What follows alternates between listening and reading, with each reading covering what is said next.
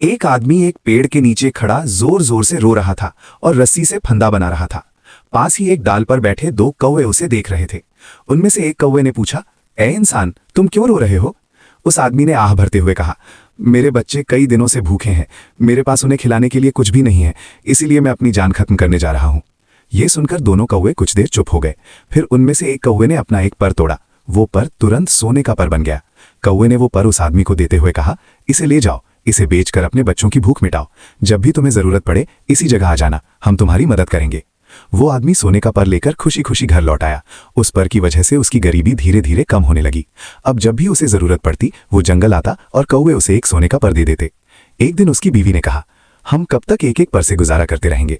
अगर तुम इन दोनों कौवों में से किसी एक को मार दो तो उसके सारे पर हमारे हो जाएंगे और हम हमेशा के लिए अमीर बन जाएंगे। ये सुनकर उस आदमी के दिल में लालच आ गया।